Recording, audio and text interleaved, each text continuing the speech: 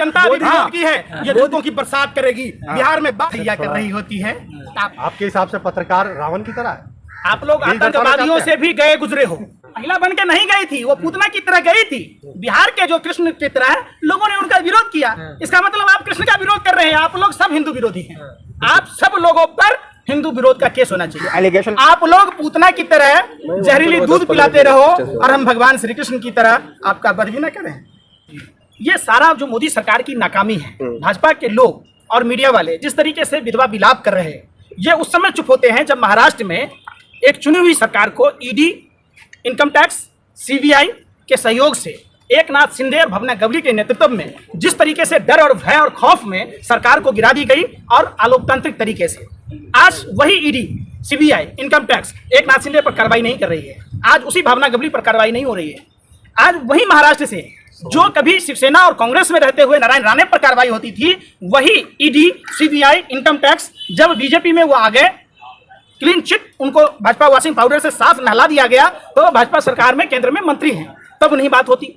ये करते कि अभी बिहार में धरना करेंगे, सब जिला में तो हल्ला करेंगे, अंजना उनको सबको नाश्ते गाते आपने देखा होगा, उनका स्वागत बिहार का तरीका देखा होगा। तो श्रीलंका जैसी जो स्वागत तरीका बोलते हैं, किसी का बेइज्जती करना तरीका होता है। क्या होता है भैया? आप देश की बेइज्जती करो, आप देश बेच दो, देश बेचने वालों के साथ मुजरा गाओ और हम आपकी बेइज्जती भी ना करें।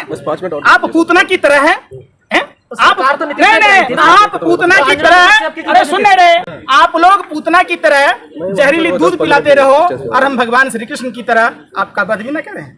ये किसने कह दिया भाई? ये हमने भगवान श्री कृष्ण से सीखा है। वो बिहार की धरती है भैया। अच्छे और बुरे का विरोध करना ये ना लालू जी से सीखा है। आप उसके पक्षधर हैं ना? बड़ी दर्द हो रहा, बहुत ज्यादा दर्द आपको हो रहा है और किसी को नहीं। आप तो ऐसे बौखलाए हुए हैं जैसे कुत्ते के पिछवाड़े पर किसी ने मिट्टी का तेल डाल दिया हो और वो उछलने लगता है। किसी ने आपके सांप के बिल में गर्म पानी डाल दिया हो और सांप बिलबिला जाता है। क्या बिलबिला रहे हो आप?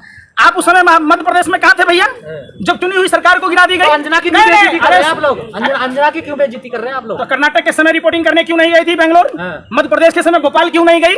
महाराष्ट्र के समय बॉम्बे में जाके करती? बिहार नजदीक था। अरे भैया सुन तो लो, अंजना ओम कश्यप के पति को सीबीसी में चेयरमैन बनाया गया था, आपको भी पता है। और क्यों बनाया गया था? उनके पति का कारोबार का भी आपको पता है। आप अंजना ओम कश्यप से पूछिए कि रोजगार सृजन की बात मोदी सरकार नहीं करती है। 8 साल हो गए, मोदी जी का वादा था हर साल 2 करोड़ युवाओं को रोजगार देंगे। देश का युवा भविष्य होता है। युवाओं का भविष्य 2018 में जो वैकेंसियां निकली थी उसके खिलाफ आज भी देश का युवा कोटों के चक्कर काट रहा है, उस पर डिबेट नहीं चलाएगी। आप पूछिए अंजना ओम कश्यप से, देश की सबसे बड़ी चैनल है और सबसे बड़े पत्रकार हैं, क्यों ना करें, क्यों ना उनका विरोध करें? वही बात सुनता हूं भैया। उस महिला का अपमान कर रहे हैं आप, महिला का अपमान कर रहे हैं। पूतना कौन थी भैया? पूतना कौन थी? महिला ही थी ना। तो क्या हुआ समझिए, सरकार तो नीतीश ने गिराई। अरे ये महिला बन के नहीं गई थी, वो पूतना की तरह गई थी।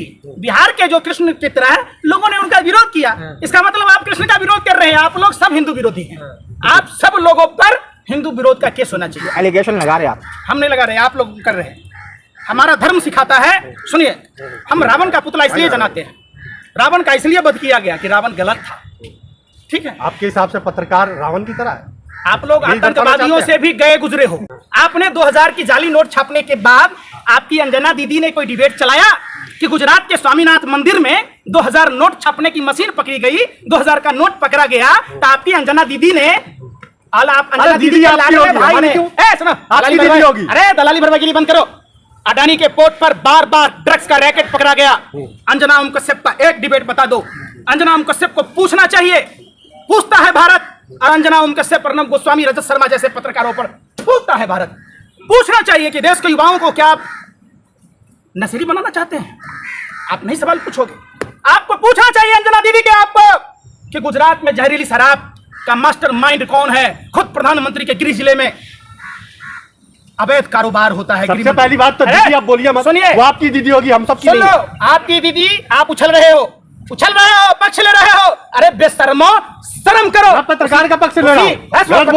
आप एकदम गलत। आप एक विषैले आतंकवादियों से भी ज्यादा खतरनाक एक ऐसे पत्रकार का पक्ष ले रहे हो जो गुजरात जहरीली शराब में ये नहीं पूछती कि जिस गांधी और पटेल का गुजरात विश्व में विख्यात है, उस जहां शराबबंदी है वहां अहमदाबाद से शराब बनाने का केमिकल कैसे लाया गया।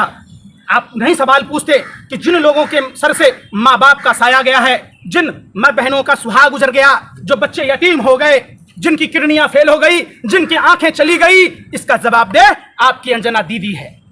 आपकी अंजना दीदी है। दीदी आपकी होगी। सुनो, गलत बोल रहे फिर मैं क्या कह रहा हूं?